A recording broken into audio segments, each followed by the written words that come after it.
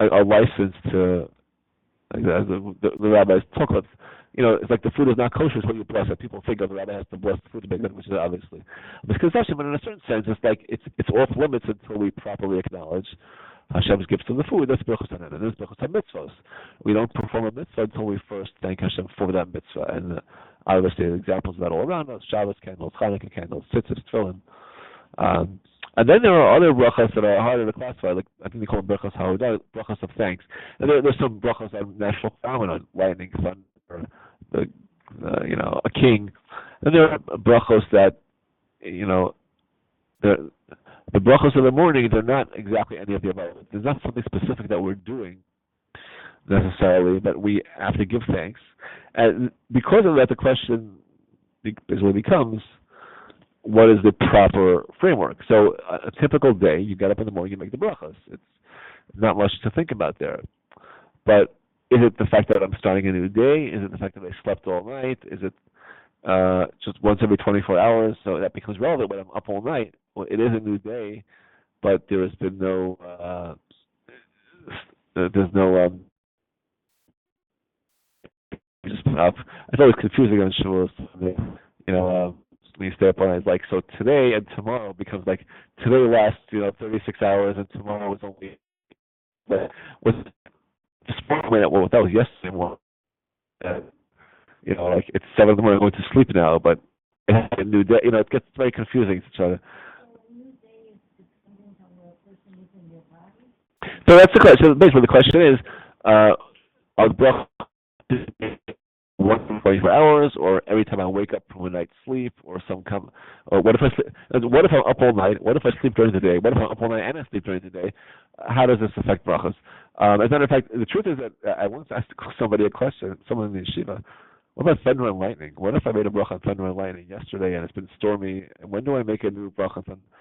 So I think I ended up calling a rabbi who directed me. I forgot how. There's actually a book someone wrote about. I don't know if it's about those brachas specifically or about a book that addressed the question. And apparently, there's two opinions. One is, I think, once every 24 hours. Again, obviously, if the storm ended and the clouds disappeared and it's a totally new storm, you make a new bracha, even if it's the same day. But we talk about where it was kind of continuously stormy, rain. So one opinion was once every 24 hours. The other one was like once every daytime period, like morning. It's like a halachic day.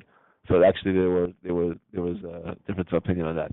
So with these brothers, so the halacha pertains basically to I think 4 brachas. He says 5 brachas. One of them is brachas mitzvahs. So that's and that's only really relevant if you were wearing tzitzis all night. You're still wearing them. If you took them off at some point. But a person's wearing tzitzis continuously, why would they make a new bracha? So the solution to that is very simple. If you put it on a talis to daven shachris, you certainly weren't wearing your talis all day.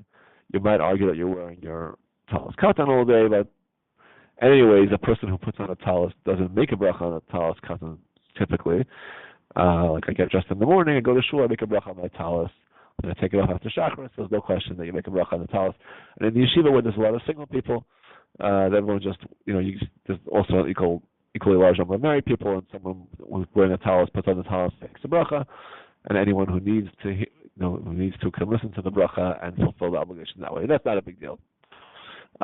Second question is Tilas Yadayim.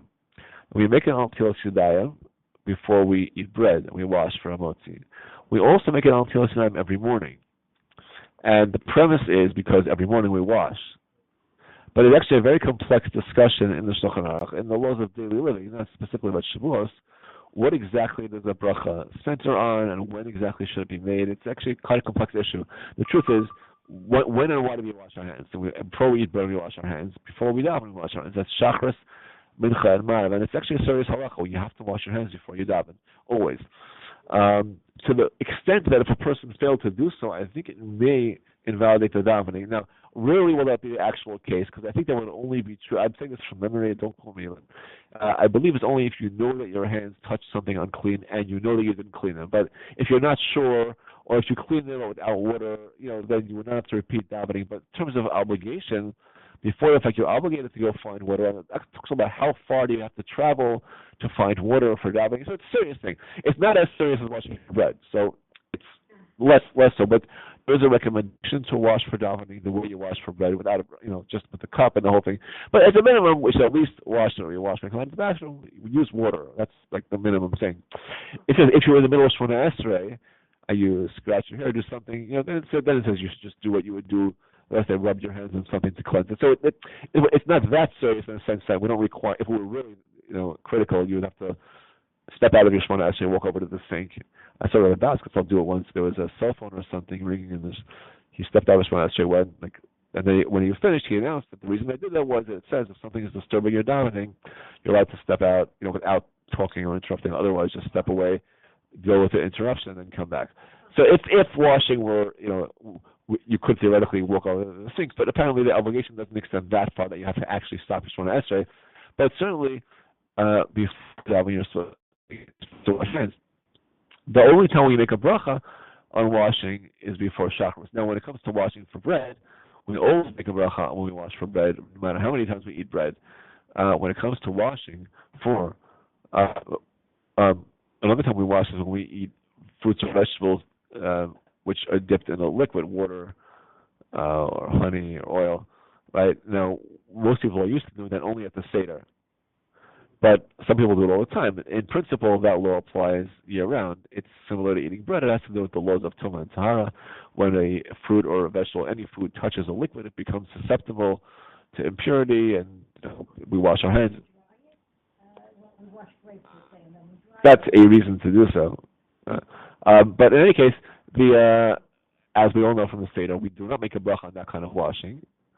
Not just because it's the Seder, we want people to ask questions, because the rule is that although the basic concept of washing for fruits and washing for bread is the same, but only for bread do it have the status of an absolute obligation that we make a bracha on. When we wash for fruits that are dipped in liquid and that are wet, is bracha. Even though you should wash for all three davenings. But I remember once being in the airport or somewhere traveling. No, I think we were just traveling on a camp trip. Rest stop, and we like a public rest stop. He said, ideal thing would be to dry our hands outside the bathroom, because we didn't have the option of a washing station with a cup the way we would. At the very least, if you at least are bringing the water out of the bathroom when your hands are still wet and drying them outside, it's preferable to sort of washing in the bathroom. We wouldn't wash for bread in the bathroom if we can help it, because a bathroom is an unclean place. Our bathrooms are not real bathrooms the way they had in the olden days, because we have flushable toilets, but still, we try to wash in a sink that's not in the bathroom. And in that scenario, because it was davening, he said best to at least dry the hands. I think if we had been having sandwiches, we might have tried harder to actually get a cup and do the real washing thing. But for davening, that was adequate. So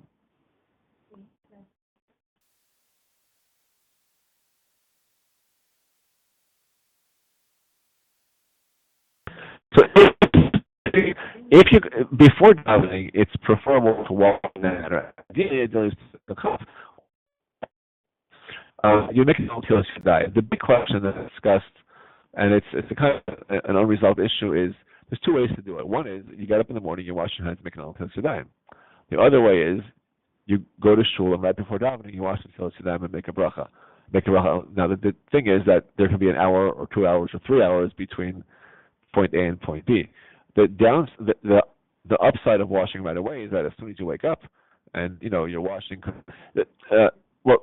Let's try the reason to wash before davening is that I'm about to daven and I'm washing for davening, and if I wash earlier, who knows what will happen in between. I may have to wash again, and I'm not ready to daven. On the other hand, the question is, why are we washing at all? So obviously we're washing for davening, but we don't make a bracha when we wash for mincha and ma'ariv. Why do we make a bracha in the morning? So there are other reasons that we wash in the morning. One of them is that we've been recreated. We say modani, my soul was returned. It's like waking up from the dead. It's there's actually I think three reasons at least that we wash. One is for davening. Another one is because I've been recreated, and the third one is because of Kabbalistic reasons to remove the impurity, like we wash when we come back from a cemetery. So the bracha is, I think, either for reason A or reason B, either because of davening or because of being newly created. And it makes a difference. If the bracha is for davening, it would make sense to wash as close as possible to davening. If the bracha is because I'm newly created, it would make sense to wash from it. And the other, another piece of the puzzle is that um, I think the way, I don't remember all the ins and outs, but the way it breaks down is basically um, so there is an argument to make the bracha when you wash for davening, but there's a secondary argument that says even if their washing is primarily um, because you've been newly created, but because it's something you do in the morning, you can group the bracha on washing together with the other morning brachas that you make when you start davening. So even if there is a disconnect in time between the time you wake up and the time that you get to shul, there's a justification for delaying the brachas. That's what I do, and I think so many people do, is that they wait, and typically the Chavetz Chaim points out anyways, when you wash the first thing in the morning, which is what you should do, you often haven't used the bathroom yet, and it wouldn't be appropriate anyways to make a bracha at that point. So what I think he recommends, or certainly a recommended practice, I'm not sure if I can say the recommended, but it's certainly one of the best practices. So what I do is that you get up in the morning and wash, and almost invariably I need to use the facilities and get dressed and stuff. And then it could be, it could be 2 hours later, I get to shul and make sure, prepare myself for davening. At that point, I have 16 other reasons I need to wash my hands again anyways.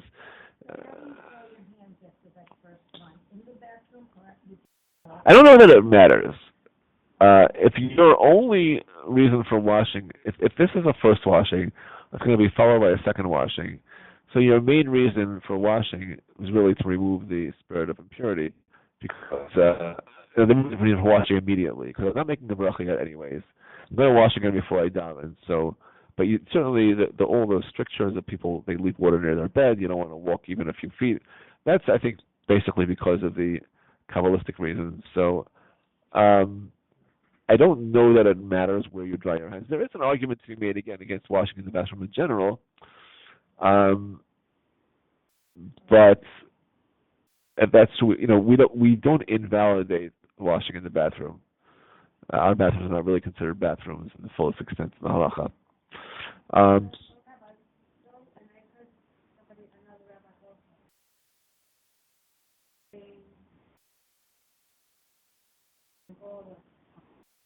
Yeah.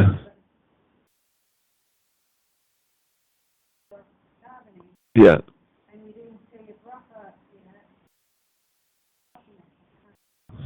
Yeah, as long as your hands are clean, you can make a bracha on a coffee. Yeah.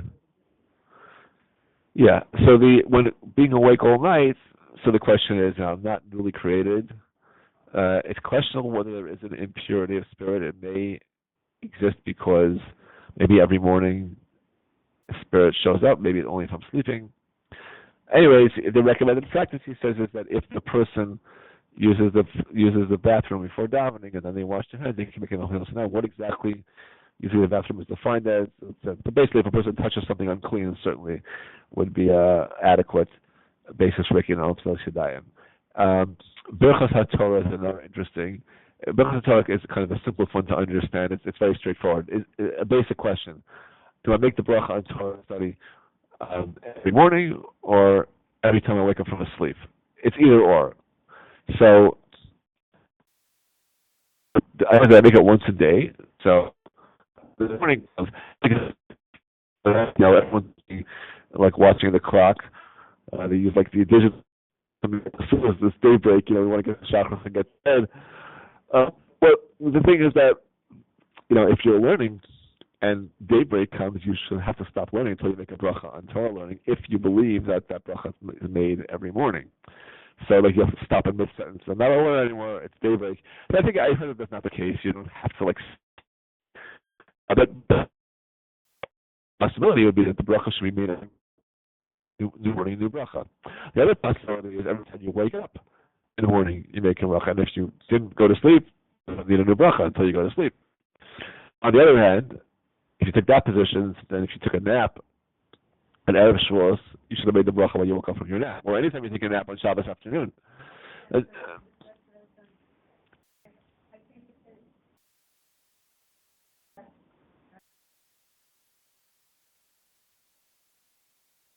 So there is a certain amount of time that because there's a range of opinions as to whether it's a half an hour or 3 hours, or I think some people say 3 minutes. A lot of people say it's a half an hour, but there's a certain range. There's a certain period of time which, like many things, that we don't know exactly what that period of time is. It's considered a real sleep. The bottom line is, if a person took a nap during the day and was up all night, then they're good to go, because definitely requires a new bracha, either sleeping or being up all night. And this person slept and was up all night. They're covered. There's only a question if you were up all night and didn't sleep. Or again, the same question kind of comes up every time you take a nap, but it's not the practice for people to make the bracha when they take a regular daytime nap. So in any case, they say it's not required, but it's recommended. And the other two brachas that are kind of, again, it's pretty straightforward, but they don't have an easy solution, are Elokai Neshama and Hamaver Shena. Right? Hamaver Shena is the last of the brachas of the morning, that kind of long one that comes at the end of the set of 15. Both of those brachas directly give thanks for waking up.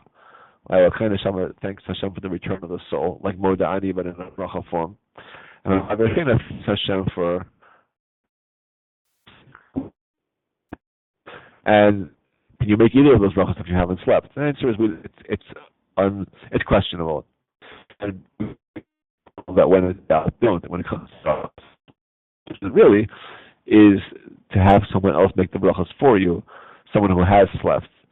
Now, so in a bigger community, like in yeshiva, there's always somebody. You have to find somebody who slept but is still willing to wake up and daven at 4:30 in the morning with everyone else. Which, but in a big enough, it's not a problem in the yeshiva, a place like that, and be courageous enough to admit it. But in a small community, you don't have to worry, because they don't have Amen until 9 o'clock anyways. Because can a wife do it for a husband? Probably. Question, I guess, whether a woman's obligation in davening is equivalent to a man's. Generally, we don't recommend women being men. I think there are reasons other than strictly halachic ones, modesty issues.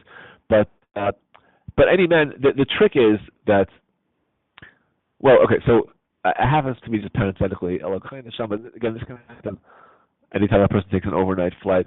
So Elokai Neshama, they say, can be somewhat covered by the second bracha of Shemona Esrei, which also talks about giving life back to the dead.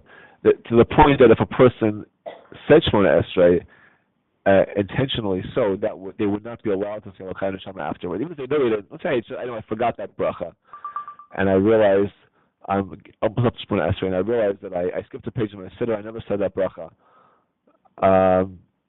So I think that I'm not allowed to say that bracha if I've already said Shemona.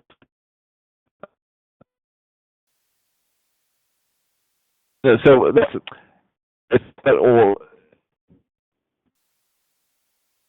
There's nothing that inherently precludes saying most of the brachas after Shacharis. Like if you're not supposed to do it that way, but if you forgot to say brachas and it's after Shacharis and it's still in the time, again, there's an argument that you might be able to say them all day. I think it's questionable how late in the day you can say them, but there's nothing that inherently, except for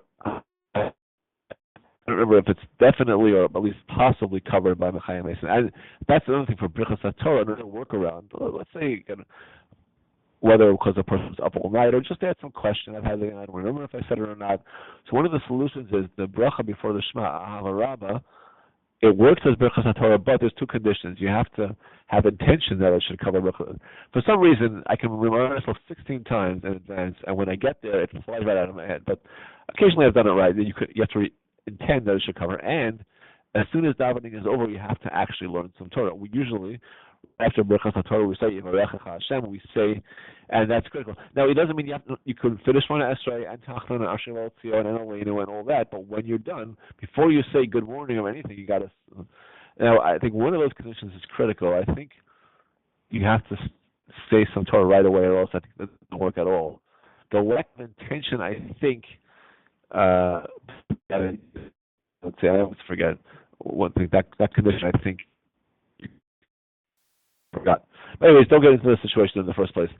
But the thing is, with all these brachos, any bracha, fairly common. We do it all the time with Kiddush, Motzi. One person makes a bracha for everyone at the table, bracha achrona. And the rule is that when it comes to brachas of pleasure, right, optional brachas, you don't have a license to make it for it's every person for himself or herself.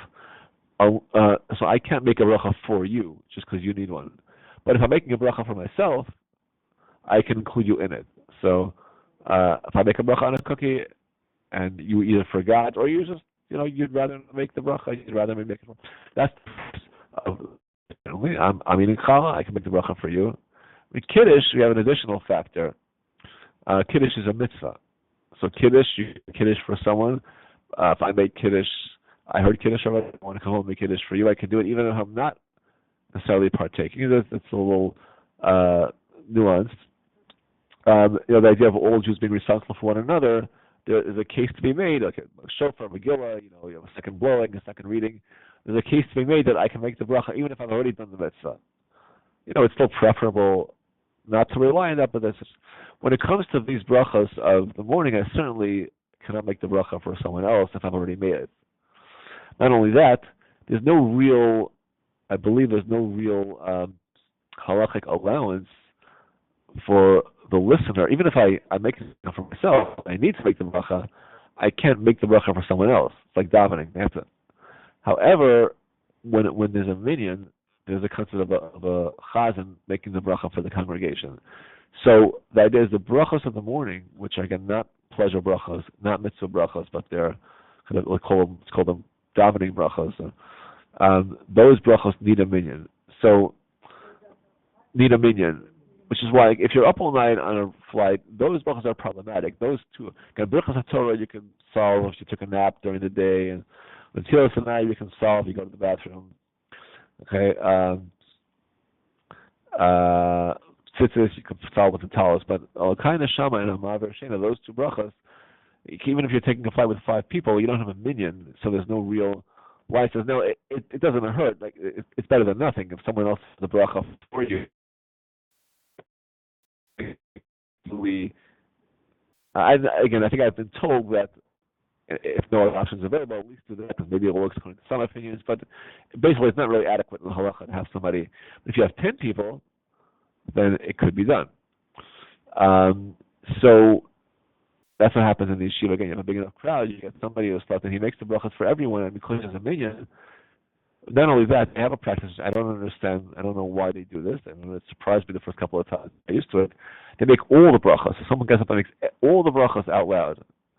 And I believe that everyone listens. Now, why does he do that? I have no idea. Because most brachas, again, the 14 brachas, all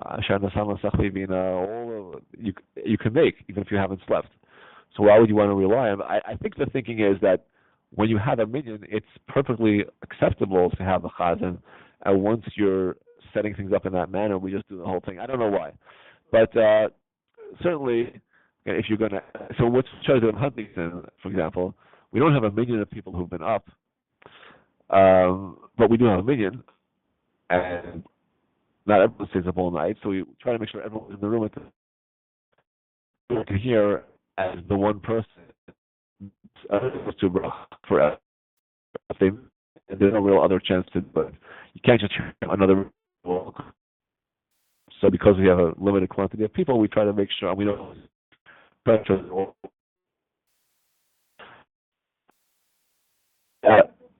Hamaver Shena, like the last one, and all kind of shama. And again, all kind of shama. If you don't have an out, you can certainly with intent.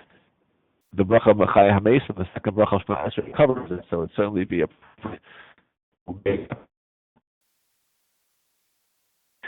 both fact the word to see it.